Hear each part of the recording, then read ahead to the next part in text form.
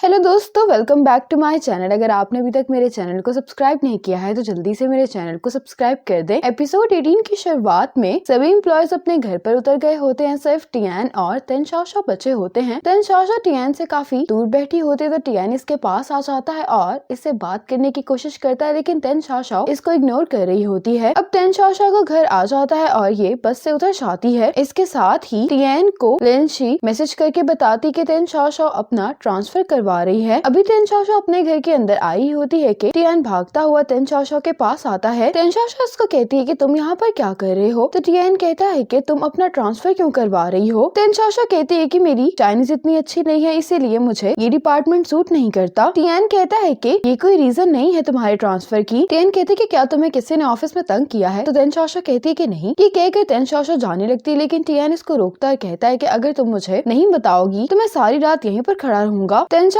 कहती है कि मैं जिसको पसंद करती हूँ उसकी गर्लफ्रेंड है और वो बहुत जल्द शादी भी करने वाले हैं। वो हर रोज मेरी आंखों के सामने होता है और मुझे उससे डिस्टेंस रखना पड़ता है। मैं ये मजीद नहीं कर सकती। टियान इसको कहते हैं कि क्या तुम वांग चियांग को पसंद करती हो, तो तेन शाओ कहती है कि आपको भी समझ नहीं आ रही कि मैं आपको पसंद करती हूँ। ये सुनकर टियान कहता है कि अगर तुम मुझे पसंद करती भी हो तो तुम्हारे ट्रांसफर की ये रीजन नहीं होनी चाहिए। तेन शाओ कहती है कि आपकी गर्लफ्रेंड है और आप जल्द ही शादी कर रहे हैं। टियान कहता है कि मैं और शाओयन अपने पेरेंट्स की वजह से एक दूसरे से मिले थे, लेकिन हम दोनों ही अपनी पेरेंट्स की मर्जी से ये फोर्स्ड मैरिज नहीं करना चाहते थे, इसीलिए हमने अपने पेरेंट्स के सामने सिर्फ गर्लफ्रेंड बॉयफ्रेंड बनने का ट्रॉमा किया था और अब तो हमारा ब्रेकअप भी हो गया है। ये सुनकर तेन शाओ बहुत हैरान होती है और टियान तेन शाओ से कहता है कि मैं तुम्हें पसंद करता हूँ। टियान कहता है कि तुम बाकी लड़कियों से बहुत मुख्तलिफ हो। जब तुम ट्रिप के दौरान बीमार थी तो मैं तुम्हारे लिए परेशान था, और जब तुम चंजी के साथ ट्रांसलेशन का काम कर रही थी तो मैं चंजी को देखकर जेलस हो गया। टियान तेन शाओ से कहता है कि मैं तुम्हारे साथ रहना चाहता हूँ, क्या तुम ऐसा चाहती हो। तेन शाओ इसके लिए हाँ बोल देती है। ये सुनकर टियान बहुत खुश होता है, तेन शाओ को हक करता है। टियान तेन शाओ से पूछता है कि तुम मुझे कब से पसंद करती हो, तो तेन शाओ कहती है कि मैं तुम्हें 10 साल पहले से पसंद करती हूँ। जब तुमने मेरी जान बचाई थी मैं तभी से तुम्हारी तलाश कर रही थी, और जब मैंने तुम्हें दोबारा देखा तो मुझे ये बात कंफर्म हो गई कि मैं तुम्हें पिछले 10 सालों से पसंद करती हूँ। ये सुनकर टियान मुस्कुराने लगता है। अब लिनशी और यीचेंग भी साथ में घर आ जाते हैं। लिनशी अपने घर में जाने लगती है, लेकिन यीचेंग इसको कहता है कि मैं अपना AI डॉक्टर इस साल के एंड में लॉन्च करने वाला हूँ, इसीलिए उसको चेक करने के लिए मुझे तुम्हारी मदद की जरूरत है। मुझे तुम्हारे सिर्फ 10 मिनट चाहिए। लिनशी इसके लिए मान जाती है। अब लिनशी यीचेंग की मदद करने के लिए इसके घर पर आ जाती है। यीचेंग लिनशी से कहता है कि आज तुमने सारा दिन बहुत खेला है तो तुम्हें भूख लगी होगी, तुम ये स्नैक्स खा लो। लिनशी जब इनको खाने लगती है तो यीचेंग कहता है कि क्या तुम्हें ये सब स्नैक्स याद हैं? ये तुम्हारे फेवरेट हुआ करते थे। लिनशी इस बात का कोई जवाब नहीं देती और यीचेंग से कहती है कि तुम्हारा काम हो गया है, मैं वापस जा रही हूँ। यीचेंग इसको रोकते हुए कहता है कि तुम मुझे अवॉइड क्यों करती रहती हो, तुम मेरे प्यार को एक्सेप्ट क्यों नहीं कर लेती? तुम तो हमेशा से एक बहादुर लड़की थी, तो अब तुम अपनी फीलिंग्स से क्यों डर रही हो? ये लिनशी से कहता है कि अब हम क्लोज हो गए हैं, तुम्हें सिर्फ एक कदम आगे बढ़ाने की जरूरत है। लिनशी यीचेंग से कुछ कहने वाली होती है कि यीचेंग इसके पास आकर कहता है कि पहले मैं बहुत यंग था, इसीलिए मैं तुम्हारी बर्थडे विश को नहीं समझ पाया। तुम प्रिंसेस की तरह नहीं हो, बल्कि तुम तो एक फियरलेस फीमेल जर्नल की तरह हो। अब मुझे समझ में आ गई है कि तुम्हें अफेक्शन की जरूरत है। ये लिनशी से कहता है कि इसलिए तुम मुझे सिर्फ एक और मौका दे दो। ये कहकर यीचेंग लिनशी को हक करता है, लेकिन लिनशी इसको पीछे करके यहाँ से भाग जाती है। अब तेन शाओ जब घर पर पहुँचती है तो ये अपनी मॉम को देखकर बहुत ज्यादा खुश होती है। अब टियान तेन शाओ के साथ लंच कर रहा होता है। तेन शाओ ये देखकर बहुत हैरान होती है कि टियान ने अपना खाना बहुत जल्दी खत्म कर लिया है। टियान कहते हैं कि मैं आर्मी में 5 मिनट में अपना खाना खत्म कर लिया करता था, इसलिए अब मुझे बस आदत हो गई है। ये तेन शाओ से कहता है कि तुम खाना खाओ, मेरी जिम क्लास है, मैं उसके लिए जा रहा हूँ। ये कहकर टियान चला जाता है, लेकिन तेन शाओ को बिल्कुल भी अच्छा नहीं लगता। अब टियान वापस आकर इसे पूछता है कि क्या तुम मेरे साथ जाना चाहोगी? इसके लिए तेन शाओ फौरन मान जाती है। फिर ये दोनों जिम आ जाते हैं। टियान तेन शाओ को एक नई एक्सरसाइज सिखा रहा होता है, लेकिन तेन शाओ से ये नहीं होती, तो ये टियान से कहती है कि तुम ही एक्सरसाइज करो, मैं तुम्हें यहाँ पर खड़ी होकर देखती हूँ। अब टियान तो एक्सरसाइज करने लगता है और तेन शाओ दूसरी एक्सरसाइज ट्राई करने के लिए आ जाती है। यहाँ पर जो ट्रेनर होता है वो तेन शाओ को बताने लगता है कि तुम्हें इसको किस तरह से करना है। ये देखकर टियान को अच्छा नहीं लगता और ये फौरन ही तेन शाओ के पास आ जाता है। ट्रेनर से कहता है कि मैं इसको सिखा देता हूँ। अब इस जिम ट्रेनर को लगता है कि ये कोई दूसरा ट्रेनर है, तो ये तेन शाओ से कहता है कि अगर आप ये जिम ज्वाइन करेंगे तो मैं आपको 30% डिस्काउंट दूंगा। ये सुनकर तेन शाओ हंसने लगती है। टियान से कहती है कि ये तो तुम्हारे VIP कार्ड से भी ज्यादा सस्ता है। ये देखकर ये ट्रेनर कहता है कि क्या तुम दोनों एक दूसरे को जानते हो? तो तेन शाओ कहती है कि ये मेरा बॉयफ्रेंड है। ये देखकर ये ट्रेनर भी हंसने लगता है, इनसे सॉरी करके यहाँ से चला जाता है। तेन शाओ इसको रोककर कहने लगती है कि तुम जस्ट डिस्काउंट के बारे में बात कर रहे थे, तो टियान इसको कहता है कि तुम ये चाहती हो कि वो तुम्हें ट्रेन करे। करे। ये सुनकर तेन चाओ हंसते हुए टियन से कहती है कि तुम जेलस हो गए हो। ये सुनकर टियन भी हंसने लगता है और तेन चाओ से कहता है कि मैं तो जेलस नहीं हुआ, लेकिन तेन चाओ ऐसे ही इसको तंग करती रहती है। इसके बाद रात में तेन चाओ अपने ग्रैंडपा की बर्थडे पार्टी के इन्विटेशंस लिख रही होती है। टियन इसके पास आकर पूछने लगता है कि ये तुम क्या कर रही हो। तो तेन चाओ कहती है कि मैं इनवाइट्स लिख रही हूँ। तो टियन कहता है कि ये लिखने में मैं भी तुम्हारी मदद कर देता हूँ। अब टियन जब ये इनवाइट्स लिखने के लिए बैठ जाता है तो इसको लिंची की कॉल आती है। ये फोन स्पीकर पर कर देता है। लिंची ने इससे कुछ काम की बात करनी होती है और इससे पूछती है कि तुम क्या कर रहे हो। तो टियन कहता है कि मैं बर्थडे के इनवाइट्स लिख रहा हूँ। तेन चाओ की मॉम उसके ग्रैंडपा के लिए बर्थडे पार्टी अरेंज कर रही हैं। ये सुनकर लिंची बहुत हैरान होती है और ये फौरन ही कॉल बंद कर देती है। तेन चाओ ऑफिस से बाहर आती है तो इसके डैड इसको पिक करने के लिए आए होते हैं। इसके डैड बर्थडे अरेंजमेंट्स के बारे में बात कर रहे होते हैं तो लिंची अपने डैड से कहती है कि आप पहले प्रोफेसर गाओ के घर चले। अब रास्ते में जाते हुए लिंची के डैड इससे कहते हैं कि तुम्हारी मॉम ग्रैंडपा की बर्थडे पार्टी अटेंड नहीं कर पाएंगी। लिंची कहती है कि मुझे ये सुनकर कोई भी हैरानगी नहीं हुई। इसके डैड कहते हैं कि मैं तुम्हारे ग्रैंडपा को इसीलिए बर्थडे पार्टी के अरेंजमेंट्स के बारे में नहीं बता रहा क्योंकि मैं उन्हें सरप्राइज देना चाहता हूँ। लिंची अपने डैड से पूछती है कि आप हमेशा ही उनके बारे में इतना अच्छा कैसे सोचते हैं। लिंची के डैड कहते हैं कि तुम्हारे ग्रैंडपा के बगैर मैं तुम्हारी मॉम से कभी भी नहीं मिल पाता। अब तेन चाओ की मॉम ग्रैंडपा को बर्थडे के इनवाइट्स दिखा रही होती है तो यहाँ पर आकर मिस वांग तेन चाओ की मॉम को बताती हैं कि लिंची के डैड ने भी ग्रैंडपा की बर्थडे पार्टी अरेंज करने की बात की थी। ये सुनकर ये हैरान होती हैं। तो ग्रैंडपा कहते हैं कि इस बर्थडे पार्टी के बारे में तुम दोनों आपस में बात कर लो। इसके साथ ही लिंची अपने डैड के साथ यहाँ पर आ जाती है। लिंची के डैड तेन चाओ की मॉम से कहते हैं कि गाओलिंग तुम अब्रॉड से ग्रैंडपा की बर्थडे पार्टी अटेंड करने के लिए आई हो। तो गाओलिंग कहती कि नहीं, मैं ग्रैंडपा के लिए बर्थडे पार्टी अरेंज करने के लिए वापस आई हूँ। लिंची अपने ग्रैंडपा से कहती है कि आप ये बर्थडे पार्टी अरेंज करने का चांस मेरे डैड को क्यों नहीं देते, आपने मेरे डैड से वादा नहीं किया था। तो प्रोफेसर गाओ कहते हैं कि मैंने तुम्हारे डैड से कुछ भी नहीं कहा था, मैंने तो उसको इंतजार करने के लिए कहा था। लिंची को सुनकर गुस्सा आ जाता है। ये कहने लगती है कि मेरे डैड ने सारे अरेंजमेंट्स कर लिए हैं। अगर आप मेरे डैड को ये बर्थडे पार्टी अरेंज करने नहीं देना चाहते थे तो आप ये बात उनको पहले बता देते। लिंची के डैड इसको चुप करने के लिए कह रहे होते हैं। प्रोफेसर गाओ भी इसे कहते हैं कि तुम किस तरह से बात कर रही हो। गाओलिंग कहती है कि मैं अभी अब्रॉड से वापस आई इसलिए मुझे इस बर्थडे पार्टी के बारे में नहीं मालूम था, लेकिन तुम्हारा एटीट्यूड ठीक नहीं है। अब लिंची के डैड प्रोफेसर गाओ को वो होटल दिखाने लगते हैं जो इन्होंने बुक किया होता है। गाओलिंग लिंची के डैड से कहती है कि लिंडा योंग, मुझे लगता है कि ये बर्थडे पार्टी उनकी बेटी को अरेंज करनी चाहिए, तुम दोनों को इसके बारे में परेशान होने की कोई जरूरत नहीं है। लिंची कहती है कि मेरी मॉम भी प्रोफेसर गाओ की बेटी है, तो फिर हमारी फैमिली ये बर्थडे पार्टी अरेंज क्यों नहीं कर सकती। गाओलिंग कहती है कि तुम्हारे ग्रैंडपा की बर्थडे पार्टी एक हैप्पी इवेंट है, इसलिए मैं कुछ बातों का जिक्र नहीं करना चाहिए। लिंची कहती है कि मुझे ये बात समझ में नहीं आई कि मेरी मॉम का जिक्र करने से आपको अच्छा क्यों नहीं लगा। लिंची के डैड कहते हैं कि लिंची, हो सकता है कि तुम्हारी आंट का प्लान हमसे बेहतर हो, इसलिए ये गाओलिंग से कहते हैं कि तुम ये बर्थडे पार्टी अरेंज कर लो और अगर तुम्हें मेरी मदद की जरूरत हुई तो मुझे बता देना। लिंची गुस्से में अपने डैड से कहती है कि आपको ये बात क्यों नहीं समझ में आ रही कि आप इनके साथ जितना मर्जी अच्छा बर्ताव कर ले, इनकी नजर में आपकी कभी भी कोई वैल्यू नहीं होगी। गाओलिंग कहती है कि जब भी तुम्हारे डैड यहाँ पर आते हैं हमने कभी भी उनको नजरअंदाज नहीं किया। तो लिंची कहती है कि आप सब लोग ये सिर्फ ऊपर से शो करते हैं, पास्ट में आपने मेरे डैड को एक्सेप्ट नहीं किया था, लेकिन अब मेरे डैड मुझे और मेरी मॉम को एक अच्छी लाइफ देने में कामयाब हो गए, उसके बावजूद भी आप लोगों का ओपिनियन मेरे डैड के बारे में नहीं बदला। प्रोफेसर गाओ कहने लगते हैं कि हमारी फैमिली ने कभी भी किसी को नीचा नहीं दिखाया, हम तो उनकी रिस्पेक्ट करते हैं जो मेहनत करते हैं। लिंची कहती है कि मैं ये बात जान चुकी हूँ कि आप लोग मेरे डैड को दिल से अच्छा नहीं जानते, मेरे डैड आप लोगों से इतने एजुकेटेड नहीं है, लेकिन फिर भी उन्होंने मुझे और मॉम को बहुत अच्छी लाइफ दी है। लिंची कहती है कि मेरी नजर में तो आप लोगों की कोई वैल्यू नहीं है, मेरे डैड ये सब कुछ डिजर्व नहीं करते, आप सब लोग करते हैं। ये सुनकर तो प्रोफेसर गाओ को बहुत ज्यादा गुस्सा आ जाता है और लिंची के डैड भी इससे माफी मांगने के लिए कहते हैं, लेकिन लिंची कहती है कि मैं इनसे माफी नहीं मांगूंगी क्योंकि मैं गलत नहीं हूँ। लिंची के डैड प्रोफेसर गाओ से सब के लिए माफी मांगते हैं। प्रोफेसर गाओ लिंची के लिए एक फ्रेज पढ़ते हैं जिसको सुनकर लिंची को अच्छा नहीं लगता और पास्ट का सीन दिखाया जाता है कि लिंची जब छोटी थी तो ग्रैंडपा ने यही फ्रेज इसकी मॉम को बोला था और लिंची गुस्से में अपने ग्रैंडपा से कहती है कि मुझे मॉम ने इसका मतलब बताया है, आप हमारे लिए इतने हार्श वर्ड्स कैसे इस्तेमाल कर सकते हैं। और लिंची का बिहेवियर देखकर ग्रैंडपा कहने लगते हैं कि ये बिल्कुल वेनली की तरह है, ये बिल्कुल अपनी मॉम पर गई है। लिंची अपने ग्रैंडपा से कहती है कि आपने जो भी कहा है वो दोबारा कहें। तो ग्रैंडपा कहते हैं कि मैं अपनी बात कर चुका हूँ। लिंची कहती है कि 20 साल गुजर चुके हैं लेकिन अभी भी कुछ नहीं बदला। ये कहकर लिंची चली जाती है। लिंची समुद्र किनारे आकर बैठी होती है और ये अपने ग्रैंडपा की बातों के बारे में सोचकर बहुत ज्यादा अपसेट होती है। अब चेन वेन यीचंग के पास आकर कहती है कि क्या आपने लिंची को देखा है, वो हमें कहीं पर भी नहीं मिल रही और ना ही हमारा उससे कांटेक्ट हो पा रहा है। ये सुनते यीचंग भी परेशान हो जाता है। ये फौरन लिंची को कॉल करता है लेकिन लिंची का नंबर बंद जा रहा होता है। यीचंग इनसे पूछता है कि क्या तुम लोगों ने हाउसिंग में पता किया है, तो ये कहने लगते हैं कि वो वहाँ पर भी नहीं है। ये सुनकर यीचंग जल्दी में अपने ऑफिस से निकल जाता है। अब यीचंग कार कैब में जाता हुआ मुसलसल लिंची का नंबर ट्राई कर रहा होता है। अब येचिंग भी सी साइड पर आ जाता है। येचिंग लिंची के पास आकर कहने लगता है कि मैं जानता था कि तुम यहीं पर होगी। लिंची से कहती है कि तुम यहाँ पर क्यों आए हो? तो येचिंग कहता है कि क्या तुम्हारा किसी से झगड़ा हुआ है? लिंची कहती कि नहीं। येचिंग कहता है कि जब तुम मुझसे झगड़ा किया करती थी तो हमेशा सी साइड पर आती थी फ्रेश एयर के लिए। लिंची कहती है कि मेरा झगड़ा नहीं हुआ किसी से। येचिंग लिंची को ड्रिंक देता है। लिंची इसको पीकर कहने लगती है कि ये बिल्कुल मेरी तरह है, स्ट्रॉन्ग और चीप। येचिंग लिंची से कहता है कि मैं ये बात एडमिट करता हूँ कि तुम गुस्से की तेज हो, लेकिन मैं तुम्हें ये बात बताना चाहता हूँ कि तुम प्राइसलेस हो। लिंची कहती है कि तुम्हें मुझे कंफर्ट करने की कोई जरूरत नहीं है। अब लिंची को अपने बचपन का सीन याद आने लगता है कि जब ये एक इंग्लिश पोएम अपने ग्रैंडपा को सुना रही होती है तो इसके ग्रैंडपा तेनचाओ से कहते हैं कि तुम इसके बारे में क्या कहना चाहोगी? तो तेनचाओ लिंची से कहती है कि तुम्हारी प्रोनाउंसिएशन सही नहीं है। उस टाइम पर तेनचाओ ने इंग्लिश लैंग्वेज के कंपटीशन में फर्स्ट प्राइज जीता होता है। लिंची इन्हीं बातों को सोचते हुए फिर से समुद्र के किनारे आ जाती है और येचिंग दूर से खड़ा इसको देख रहा होता है। येचिंग अब लिंची से कहता है कि तुमने अपने ग्रैंडपा को अर्थवॉर्म का गिफ्ट इसलिए दिया था क्योंकि तुम्हारे ग्रैंडपा घर पर वेजिटेबल्स उगाया करते थे। लिंची कहती है कि देखो, तुम्हारे जैसा एक आउटसाइडर भी ये बात समझ सकता है। येचिंग लिंची से कहता है कि तुम अभी भी चाहती हो कि तुम्हारे ग्रैंडपा तुम्हारी तारीफ करें। लिंची कहने लगती है कि जब भी मैं बचपन में अपने ग्रैंडपा के घर जाया करती थी तो मैं बहुत खुश होती थी और मैं सोचा करती थी कि अगर मैं मेहनत करूं तो हो सकता है कि मेरे ग्रैंडपा मुझे एक्सेप्ट कर ले और वो मुझे भी तेनचाओ जितना पसंद करें। लिंची कहती लेकिन अब मुझे ये बात समझ में आ गई है, मैं एक टॉप ट्रांसलेटर बन गई हूँ और हाओशंग की डायरेक्टर भी, लेकिन इस बात से भी उन्हें कोई फर्क नहीं पड़ता क्योंकि उनकी नजर में मैं वही बच्ची हूँ जो इंग्लिश सही एक्सेंट के साथ नहीं बोल सकती। येचिंग को भी लिंची के लिए बुरा लग रहा होता है। येचिंग लिंची से कहता है कि तुम्हें मालूम है कि बहुत सारे लोग तुम्हें अपना रोल मॉडल समझते हैं। लिंची कहती है कि ऐसा कुछ भी नहीं है, मुझे तुम जैसे टैलेंटेड लोग बहुत बुरे लगते हो क्योंकि तुम टैलेंटेड लोग हर चीज बहुत आसानी से हासिल कर लेते हो, लेकिन मैं चाहे जितनी मर्जी कोशिश कर लूं मुझे आसानी से सक्सेस नहीं मिलती। ये सब बातें कहते हुए लिंची रो रही होती है और अब ये गिरने लगी होती है, लेकिन येचिंग इसको आकर बचा लेता है। येचिंग लिंची से कहता है कि तुम बिल्कुल ठीक कह रही हो, लेकिन तुम ये बात मत भूलो कि अगर तुमने मुझे टोफल टेस्ट देने के लिए फोर्स ना किया होता और टॉप स्कूल में अप्लाई करने के लिए मुझे इनकरेज ना किया होता तो मेरे पास आज ये सब कुछ नहीं होता। मेरे पास टैलेंट है, लेकिन इसी टैलेंट की वजह से मैंने तुम्हें तक खो दिया था। तुम्हें अपने बारे में इस तरह से नहीं सोचना चाहिए। गॉड तुमसे भी उतना ही प्यार करते हैं जितना वो बाकी सबसे करते हैं। ये कहकर येचिंग लिंची को हक कर लेता है और लिंची रोने लगती है। इसी मोमेंट पर एपिसोड 18 खत्म हो जाती है।